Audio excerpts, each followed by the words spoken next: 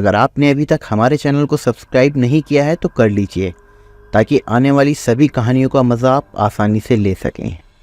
चलिए बढ़ते हैं अपनी कहानी की तरफ। पूरे गांव में एक अजीब सा माहौल फैला हुआ था।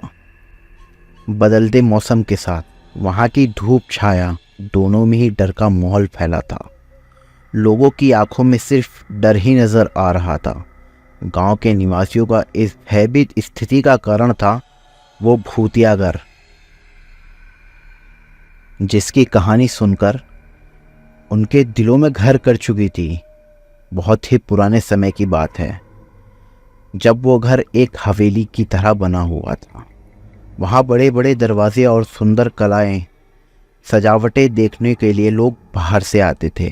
कहते थे कि उस किले में रहने वाले लोग बहुत ही अमीर और धनी होते थे, परंतु ये दृश्य तो लोग केवल बाहर से ही देखने को मिलता था, क्योंकि जैसे ही कोई व्यक्ति उसके अंदर कदम रखता था वह अद्भुत और डरावनी घटनाओं का शिकार हो जाता था।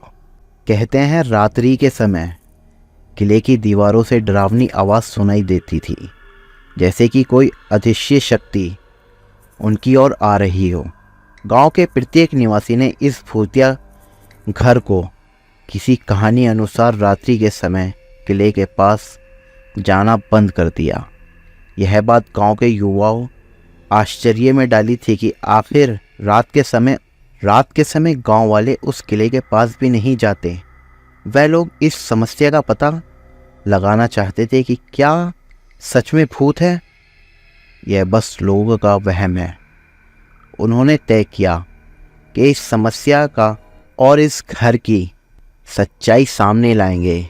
एक दिन गांव के युवाओं ने मीटिंग बुलाई और तय किया कि वह भूतिया घर के अंदर जाएंगे और इसका राज जानने के लिए उन्होंने खुद को पूरी तरह तैयार किया।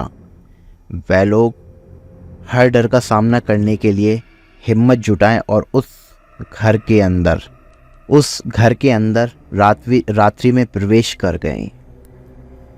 जैसे ही वो लोग उस घर के अंदर प्रवेश किए, उन्हें वहां पहुंचकर डरावनी आवाज़ आने लगी। वह रात्रि के उस घनघोर अंधेरे में उस आवाज़ के पीछे बढ़ने लगे, लेकिन उन्हें कुछ दिखाई नहीं दे रहा था। धीरे धीरे वो लोग उस घर के अंदर आगे बढ़ गए। जैसे तैसे वो लोग अंदर जा रहे थे, वैसे वैसे उस घर की दीवारों में समस्या चित्र दिखाई दे रहे थे। उन्हें महसूस किया कि किले के अंदर एक अलग सी दुनिया में पहुंच गए हैं, जहां कुछ समस्या और अज्ञात था। एक कमरे में पहुंचकर उन्होंने विचित्र चीज़ों को देखा, जो देखने में बहुत ज़्यादा डरावनी थी। वह एक दीवार पर लटकी हुई छवि के पास पहुंचे। उन्होंने देखा, उसे देखने लगे। वह छवि शायद किसी औरत की थी, जिसका चेहरा अद्भुत था। अचानक उस छवि से आवाज़ आई, तुम यहाँ इतने डरावने घर में अंदर आए हो, मैं तुम्हारी परीक्षा लेना चाहती हूँ। मैं तुम्हें 3 चुनौतियों का सामना कराऊंगी। अगर तुम उनमें पार कर पाओगे तो मैं तुम्हें इस किले का रहस्य बताऊंगी ज़रूर, जिसे जानने के लिए तुम लोग यहाँ तक आए हो। लड़कों का मन उत्सुक से भर गया। उन्होंने अपने साहस को बनाए रखते हुए कहा, हम चुनौतियों का सामना करेंगे और उन्हें पार भी करेंगे, चाहे वो कितनी भी भयंकर हो। उन लड़कों ने उस छवि की चुनौतियों का सामना किया और पार भी कर लिया। छवि ने उन्हें एक समस्या और भयंकर सच्चाई बताई कि इस घर के नीचे एक समस्या गुफा है, जिसे एक प्राचीन भूत बंद है। उस छवि ने उन लड़कों को बताया कि इस घर के नीचे जो भूत बंद है, उसे एक मंत्र से प्राप्त किया जा सकता है। अगर तुम लोग ऐसा कर पाते हो तो किले का भूत मुक्त हो जाएगा, तो इस घर का भूत मुक्त हो जाएगा। जैसे ही वो उस घर की गहराइयों में जाने लगे, वैसे वैसे अपने आप पास अजीब आवाज़ें सुनते हैं और फिर एक बहुत ही भयंकर गुफा उनके सामने आ जाती है। भूत की आंखें एकदम लाल, दांत पीले, उसके चेहरे की चमड़ी सड़ी हुई। लड़का भूत का इतना भयंकर रूप देखकर भयभीत हो जाता है, पर वो अपने डर को काबू करते हैं और एक दूसरे के हाथ पकड़ते हैं और साथ मिलकर भूत के सामने खड़े हो जाते हैं। हम डरने वाले नहीं हैं, उन्होंने उस भूत को कहा। हम तुम्हारी शक्तियों का सम्मान करते हैं और तुम्हें यहाँ से मुक्त भी कराएंगे। भूत उन्हें देखकर हंसता है और उसी भयंकर हंसी को किले की दीवारें कांपने लगती हैं। तुम लोग जितने भी साहस हो, तुम मेरा सामना नहीं कर सकते। और तुरंत ही एक भयानक आवाज़ के साथ वो लड़कों पर आक्रमण कर देता है। लड़कों ने भी एक दूसरे का हाथ पकड़ के उस छवि द्वारा किए गए मंत्र को पढ़ने लगे। मंत्र की आवाज़ सुनने के बाद भूत चिल्लाने लगा और उसकी शक्तियाँ कमज़ोर पड़ने लगी। अंत में भूत की शक्तियाँ ख़त्म हो जाती हैं और उसकी आत्मा को मुक्ति मिल जाती है। इस घटना के बाद उस घर का माहौल शांतिपूर्वक हो जाता है और गांव के लोग अब रात के समय भी उस घर के आसपास से और उस घर में आ जा सकते थे। ये बढ़ते हैं अपनी दूसरी कहानी की तरफ। पुराने शहरों में एक विचित्र जंगल और भूतिया किला था। वो जंगल इतना बड़ा था कि उसके अंदर जंगली जानवर और सुनने में आता है कि आत्माओं का बसेरा भी था। एक रवि नाम का लड़का जो फॉरेस्ट ऑफिसर था, वो अपने जूनियर ऑफिसर से बोलता है, आज से तुम्हारी ज्वाइनिंग इस जंगल में हो गई है और ये जंगल काफ़ी बड़ा है, लेकिन अगर तुम्हें रात के वक्त कोई भी चौकी के अंदर या तुम्हारे कमरे के पास आकर दरवाज़ा खोलने को बोले तो तुम्हें दरवाज़ा नहीं खोलना है और हो सके तो रात में जंगल के अंदर पहरा भी ना दिया जाए। लेकिन उस लड़के का जोश नया नया था, वो पहली बार उस चौकी पर आया था। अभी तक वो छोटे मोटे ही जंगलों में था, तो इसलिए उसने उसे भी ऐसा ही सोचा कि जैसे पहले हैंडल करा है ऐसे ही अभी भी कर लूँगा। लेकिन उस लड़के को ये नहीं पता था कि ये जंगल वाकई में इतना भूतिया है और उससे ज़्यादा उसके पास बना हुआ वो सदियों पुराना किला है जो सबसे ज़्यादा भूतिया, और उस जंगल को भी उसी किले की वजह से भूतिया कहा जाता था। उस लड़के का नाम अरमान था। अरमान जंगल के अंदर रात के वक्त 11 बजे फेरा लगा रहा था और उसे चारों तरफ से जंगल के अंदर अलग अलग जानवरों की आवाज़ आ रही थी। वो ये देखकर थोड़ा खुश था और थोड़ा डरा हुआ था, लेकिन उसने अपने डर को बहुत अच्छे से काबू करना सीख लिया था। वो जंगल के अंदर अपनी राइफल लिए हुए घूम रहा था। तभी उसे एक बहुत बड़ा जानवर दिखता है जिसकी आंखें बिल्कुल लाल थी। अरमान उस पर अपनी राइफल तान कर एक पेड़ की साइड में आ जाता है। वो देखता है वो जानवर अपना रूप बदल रहा था। अरमान ये देखकर बहुत डर जाता है। अब वो एक औरत के रूप में आ गया था। अरमान वहाँ से पीछे हटकर सीधा अपने रूम में आ जाता है और उसका दरवाज़ा बंद कर लाइट बंद कर देता है। तभी अरमान के दरवाजे पे एक दस्तक होती है। वो दस्तक इतनी तेज़ थी जैसे अब दरवाज़ा टूटने वाला हो, लेकिन कुछ ही पलों में वो दस्तक शांत हो गई। अरमान भी शांत हो गया था। रात के करीबन 3 बजे उसके दरवाजे से एक आवाज़ आई। वो आवाज़ कुछ ऐसी थी जैसे कोई औरत कुछ खाने के लिए मांग रही हो। अरमान को पता था ये कोई और नहीं, ये वही औरत है जो उसका खून पीने के लिए बाहर खड़ी है, जिसने अभी एक शैतान के रूप से एक औरत का रूप लिया था। ऐसा ही चलते चलते सुबह के 4 बज गए थे। अरमान बिल्कुल सोया नहीं था। अरमान की नींद लगी थी। दिन का 10 बज चुका था। अरमान के सीनियर वहाँ पर आए, लेकिन अरमान ने उन्हें कुछ ना बताया और दोबारा सोने के लिए चला गया। उसके सीनियर उसे देखकर समझ गए थे कि शायद कोई ऐसी घटना अरमान के साथ हुई है जिसे अरमान हमसे छुपा रहा है। उसके सीनियर ने भी आज रात में अरमान के साथ रुकने का फैसला किया। अरमान और उसके सीनियर रात में वहाँ पर रुके हुए थे। अरमान ने अपनी राइफल उठाई और जंगल की तरफ चल पड़ा। उसके सीनियर ने उससे पूछा, अब इतनी रात को कहाँ जा रहे हो? तो अरमान ने कल की बात पूरी बताई। अरमान और उसका सीनियर भी अब उसके साथ जाने को तैयार हो गया था। वो दोनों उसी पेड़ के पास गए। वो वहाँ पर बैठ गए। कुछ देरी में रात का वक्त हो चला था। करीबन 10 बजे दूर से उन्हें एक जानवर आता हुआ दिखाई दिया और फिर से वही हुआ जिसका उनको डर था। इस बार वो अपने रूम का दरवाज़ा खोले हुए आए थे। उस जानवर ने फिर से एक औरत का रूप लिया और उसी चौकी की तरफ चल दी। वो धीरे धीरे उस चौकी पर गई।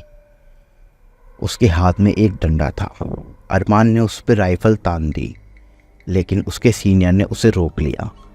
वो सीधी उसके अंदर घुस गई और उसके सीनियर ने भाग के उसका दरवाज़ा बंद कर दिया। ये देखकर वो अंदर से एक भयानक जानवर की आवाज़ निकालने लगी। उन दोनों ने उसे बंद तो कर दिया था, लेकिन उन्हें नहीं पता था कि जिसे इन्होंने बंद किया है वो एक खूंखार जानवर का रूप भी ले सकती है।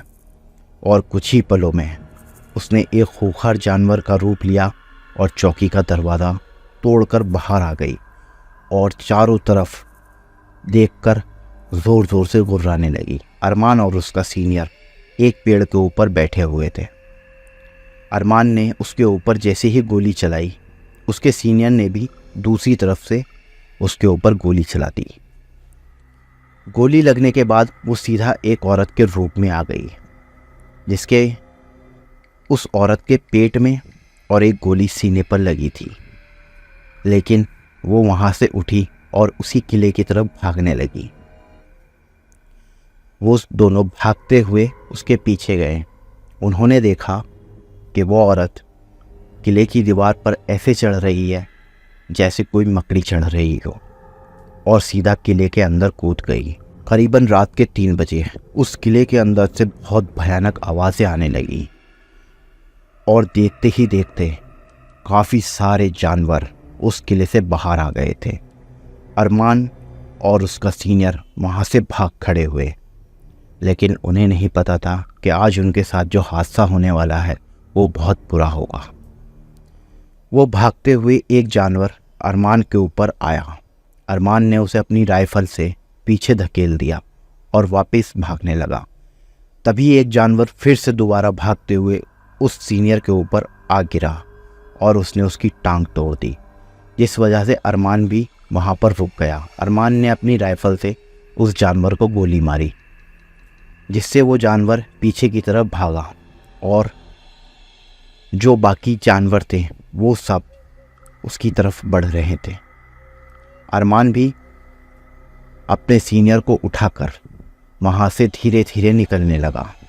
अभी वो अपने चौकी से कुछ दूर ही थे कि उन्होंने देखा उनकी चौकी का तो दरवाज़ा टूटा हुआ था और सारे जानवर भी अंदर आ जाएंगे। अरमान ने गाड़ी स्टार्ट की और अपने सीनियर को उस गाड़ी में बैठा लिया और जंगल से भगाते हुए वो जंगल के बाहर आ गए। उन्होंने गाड़ी रोकी और सीनियर को जाने के लिए बोल दिया कि आप जाओ, मैं इन्हें देखता हूँ। लेकिन उसके सीनियर ने नहीं माना। वो भी उसे अपने साथ चलने के लिए बोलने लगा। अरमान भी उस जंगल से कुछ दूरी पर एक गांव बना हुआ था, उसमें आ गए और उन्होंने सारी बात गांव वालों को बताई। गांव वालों ने उन्हें बताया कि वो एक भूतिया किला है और उसके अंदर रहने वाले पहले लोग अक्सर इंसानों का शिकार किया करते थे और उन्हें गांव से उठाकर उसके अंदर मारते थे, वो कोई जानवर से कम नहीं थे। कहा जाता है कि वो शैतान की पूजा किया करते थे। अरमान को इन बातों से कोई फ़र्क नहीं पड़ रहा था। अगले दिन वो अपने पूरे फॉरेस्ट डिपार्टमेंट के साथ उस किले पर धावा बोल दिया। जब वो अंदर घुसे तो उन्होंने देखा चारों तरफ इंसानी हड्डियां पड़ी हुई हैं और किले के एक अंधेरी गुफा से आवाज़ आ रही है। अरमान उस गुफा में जाने ही वाला था कि तभी उसे एक भारी भरकम आवाज़ सुनाई दी। रुको बेटा, इसके अंदर जाना इतना आसान नहीं है। वो कोई अघोरी बाबा थे जिसे गांव वालों ने भेजा था। वो बाबा बढ़ते हुए अरमान के पास आए और बोले, तुम नहीं, हम इसके अंदर जाएंगे। बाबा ये बोलते हुए उस गुफा के अंदर घुस गए। तभी वहाँ से अलग अलग इंसानों और जानवरों की आवाज़ आने लगी। बाबा कोई मंत्र पढ़ रहे थे और एक जलती हुई मशाल उनके हाथ में थी। बाबा की आकृति पहले से दुगनी हो गई थी और ऐसा लग रहा था जैसे कोई अंदर बहुत बुरी तरह से पिट रहा हो। बाबा ने उस गुफा के अंदर आग लगा दी।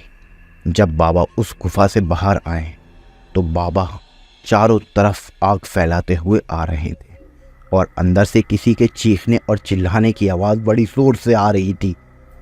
तभी बाबा आकर रुके और बोले, बेटा, अब इस किले का खेल ख़त्म हुआ। अब यहाँ के गांव वाले और ये जंगल बिल्कुल सुरक्षित है। इस गुफा के आगे एक पत्थर लगा दो। अरमान ने और उसकी टीम ने मिलकर उस गुफा के आगे एक पत्थर लगा दिया, जिससे वो गुफा पूरी तरह से बंद हो गई थी। लेकिन अरमान का अभी भी दिमाग में कुछ और ही चल रहा था। उसने बाबा से पूछा, बाबा, इसके अंदर ऐसा क्या था जो आखिर हमें नहीं मिल पाया? बाबा बोले, बेटा, इसके अंदर ऐसी आत्माओं ने घर कर रखा था जो इंसानों के खून के प्यासी थी। और इस जंगल के अंदर एक भी जानवर नहीं है। ये सारे आदमखोर जानवर हैं और सब मार कर खा गए हैं।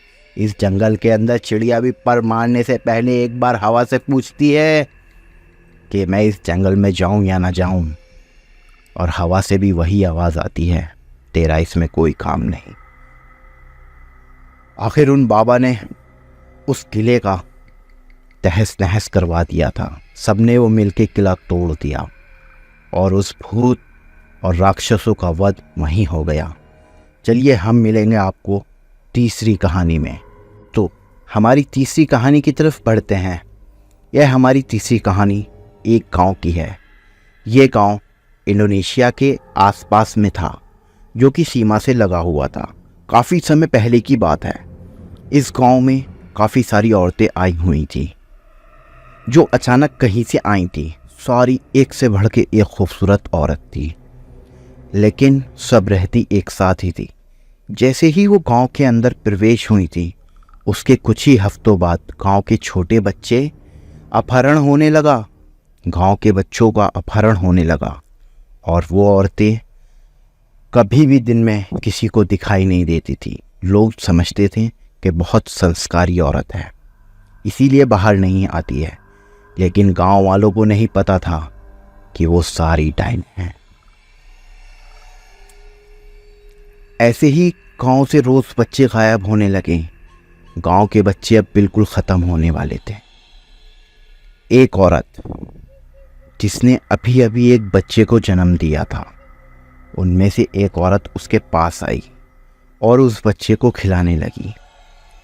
उस औरत को पहले से ही उन औरतों पे शक था, क्योंकि वो औरतें दिन में दिखाई नहीं देती थी। वो अक्सर रात में ही अपने घर से बाहर आती थी, क्योंकि रात के 12 बजे वो औरत अपने घर का कुछ काम किया करती थी, जिससे उसकी नज़र उन पे ज़रूर पड़ती थी। वो लाइन बनाकर गांव से बाहर जाती थी और हमेशा उनके पास एक सफ़ेद कपड़े में लिपटा हुआ कुछ अजीब सी चीज़ होती थी, जिसमें लाल रंग की माला उनके गले में पड़ी हुई थी। कहते हैं वो औरतें कम से कम 15 औरतें थीं। जब वो उस बच्चे को खिला रही थी तो उसकी आंखों में एक अलग सी चमक थी। उसे देखकर वो औरत डर गई और उसने उस औरत को अपने बच्चों से दूर कर दिया। लेकिन वो उस टाइम थोड़ी नाराज़ होकर वहाँ से चली गई। उसी दिन रात में उसके घर के दरवाज़ा बजा। वो औरत समझ चुकी थी कि हो ना हो ये वही औरतें हैं। कभी वो उसके पति की आवाज़ में बोलती तो कभी किसी पड़ोसी की आवाज़ में बोलती। ये आवाज़ें सुनकर उसकी सांस उठ गई और उसने पूछा, बेटा दरवाजे पर कौन है? वो औरत बोली, माँ दरवाज़ा मत खोलना, इसमें वही डायने हैं जो हमारे गांव से बच्चों को उठा रही हैं। यह सुनकर वो औरत बोली, नहीं रे, ये तो हमारे पड़ोस वाली औरत की आवाज़ है। उसने बोला, माँ दरवाज़ा मत खोलना। वो उसकी बात मान गई और दरवाज़ा ना खुला। तभी उन्होंने दोनों ने देखा दरवाजे के नीचे से बाल खिसकने लगे और वो औरतें पूरी कोशिश उसे डराने के लिए कर रही थी, लेकिन वो चुपचाप दोनों औरतें सिमटी हुई एक बेड पर बैठी थी। उसका पति उस रात घर पर नहीं था। तभी उसके पति की आवाज़ आई। उसने आकर पीछे वाला दरवाज़ा खटखटाया। उसकी माँ ने तुरंत उठ के दरवाज़ा खोला और वो पति डरता हुआ अंदर घर में घुस गया और उसने अपनी कुल्हाड़ी उठाई और जो दरवाजे के नीचे से बाल आ रहे थे उन्हें अपनी कुल्हाड़ी से काट दिया। तभी उनमें से खून निकलने लगा और उनमें से बाहर चीखने चिल्लाने की आवाज़ आने लगी। ऐसे ही करते करते सुबह का वक्त हो गया।